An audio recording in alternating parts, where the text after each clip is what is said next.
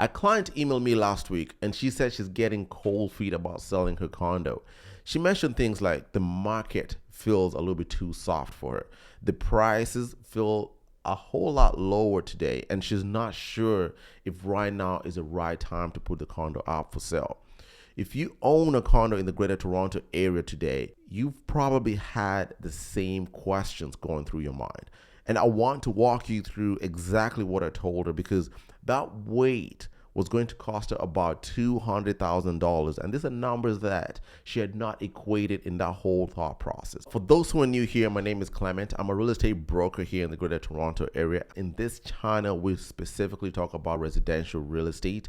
And if you find anything that's interesting to you, hit the subscribe button, like it, share with as many people as possible. Okay, so I'm going to be very straightforward here.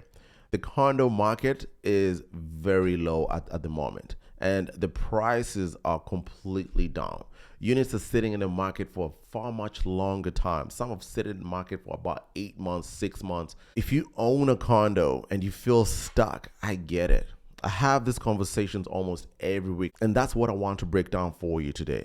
This is a real story of my client. We're going to call her Linda. She lived in this condo since 2016 and she owns it outright. Currently, she owes about $78,000 on her mortgage, and her plan is to move up north. They're closer to Barrie, Aurelia area. I went to Linda's condo, did a full walkthrough of her condo.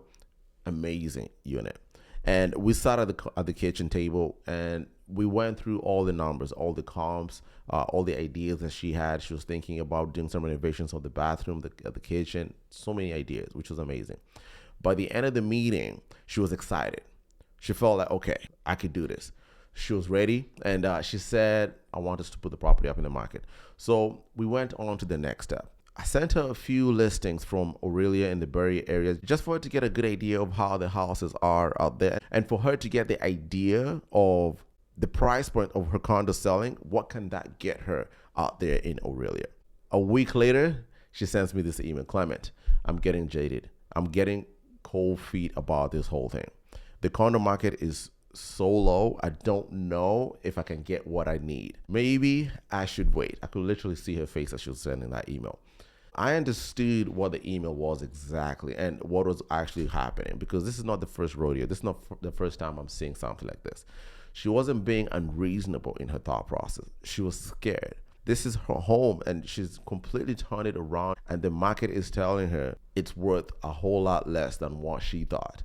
That's a real feeling that a lot of people are going through. I'm not going to dismiss it, but I owed her the truth. I wanted her to see the numbers. Linda's maintenance fees are $1,200 a month. That is $14,400 a year gone. That money isn't building equity. It isn't paying anything. This maintenance fee is the cost of staying in that unit. And here's what a lot of condo owners don't think about at all. The buyer who's thinking about buying your home is also doing the same math. Their mortgage broker is doing the same math. So the buyer for Linda's condo is either a first-time home buyer, somebody looking to downsize, and that first-time home buyer is already stretched thin. And here's the thing, two things are happening at the same time. One, her fees go up.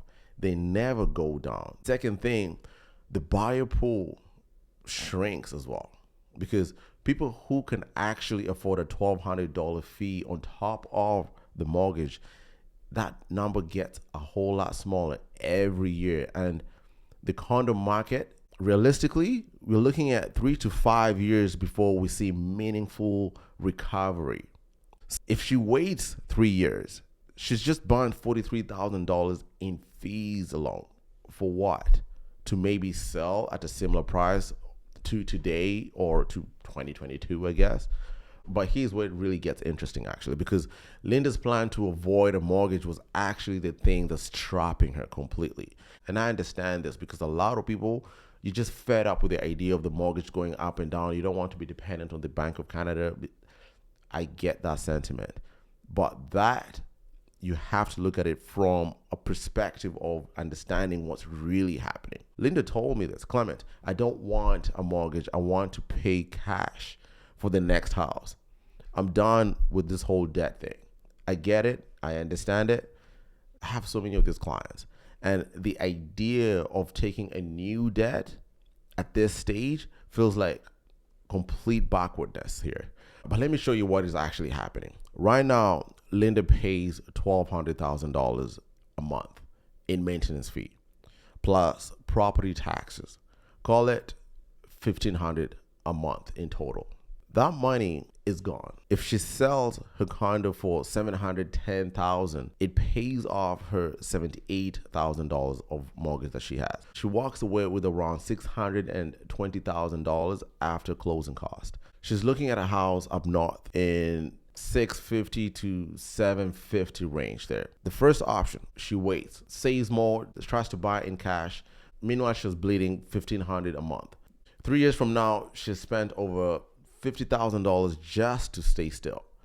Option B, she sells now. She takes a small mortgage, say $80,000 to $100,000 mortgage. Monthly payment will be around $600 to $800 a month, plus property taxes obviously up there, maybe about $400 a month.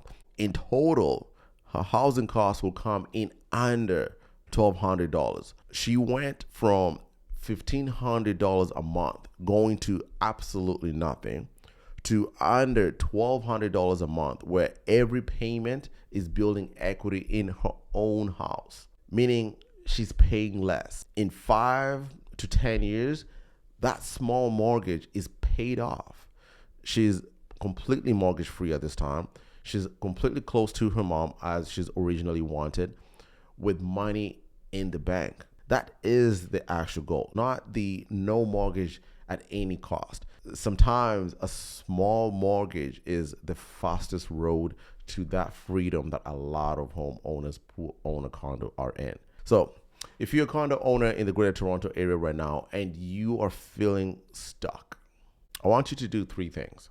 1, add up your maintenance fee numbers for the next 3 years. That's the cost of waiting. Then the second thing, ask yourself, who's the realistic buyer for your current unit and whether they can actually carry the fees plus a mortgage at today's rate. Be very honest with yourself. Then the third thing, drop the rule that says no mortgage at any cost. Run the actual numbers. A small mortgage that builds equity beats a big maintenance fee that builds nothing. So if you want me to run your numbers for your specific situation, your specific unit, the link is in the description below. And I understand the market is tight. I'm not going to pretend that it's not. Staying still in a tight market is not safe. It feels safe. There's a difference. I'm Clement. I'll see you in the next video. Thank you. Bye.